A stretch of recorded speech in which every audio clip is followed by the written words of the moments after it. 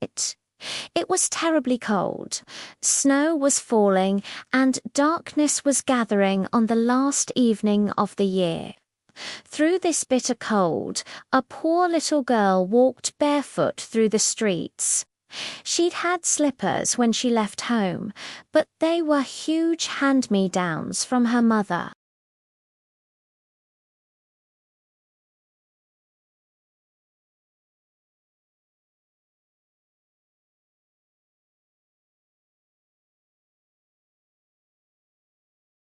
So the little girl walked on, her tiny feet red and blue with cold.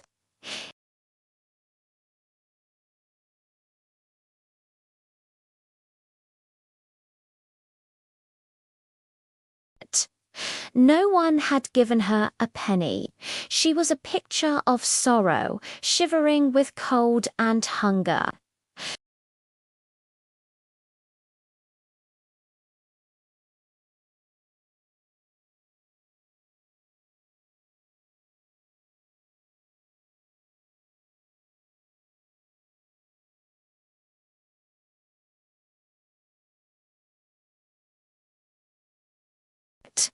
She found a corner between two houses and huddled down, pulling her little feet up beneath her, but she only grew colder.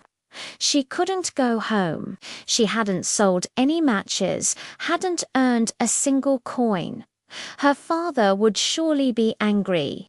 Besides, home was cold too, with just a roof full of cracks that whistled in the wind. Her hands were almost numb. Oh, if only she could light just one match. It might bring a moment of comfort. She dared. She pulled one out. Sheesh! How it sputtered and blazed.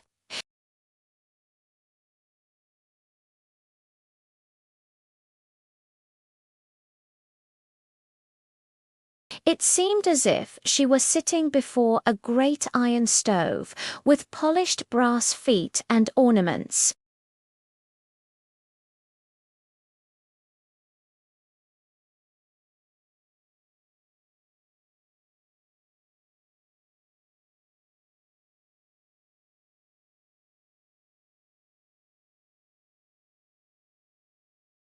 She struck another.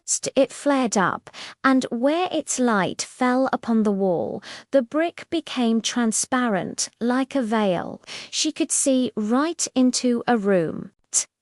A snow-white tablecloth was spread on a table, set with splendid china. A roast goose, stuffed with apples and plums, was steaming magnificently.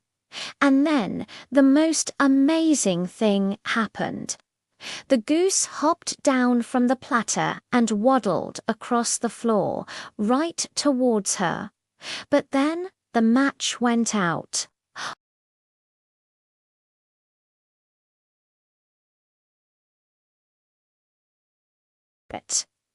Suddenly, she was sitting under the most beautiful Christmas tree, even grander than the one she'd seen through the glass door of the rich merchant's house. Thousands of candles burned on its green branches, and colorful pictures looked down at her. The little girl reached out her hands towards them, and then the match went out. The Christmas lights rose higher and higher until they became stars in the sky. Then one of them fell, leaving a long trail of fire. "Someone is dying," she whispered. Her old grandmother, the only person who had ever loved her, had told her that when a star falls, a soul is going up to God. She struck another match against the wall. A brilliant light shone, and in its glow stood her grandmother, so bright and radiant, so gentle and full of love. "Grandmother."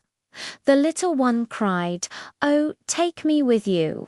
I know you'll disappear when the match goes out, just like the warm stove, the lovely goose, and the beautiful Christmas tree."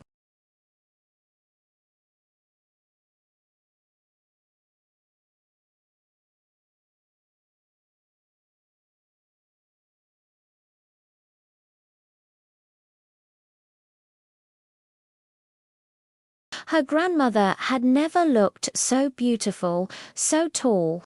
She took the little girl in her arms, and together they flew upwards in brightness and joy, high, high above. Up there was no cold, no hunger, no fear. They were with God. But in the cold morning light, in the corner between the two houses, sat the poor girl, leaning against the wall with rosy cheeks and a smile on her lips. She was frozen to death on the last night of the old year. The New Year's sun rose on her small figure, stiff and still, holding the burnt matches. She was trying to warm herself, people said. No one knew what beautiful things she had seen. No one could even dream of the glory in which she and her grandmother had entered into the joy of the new year.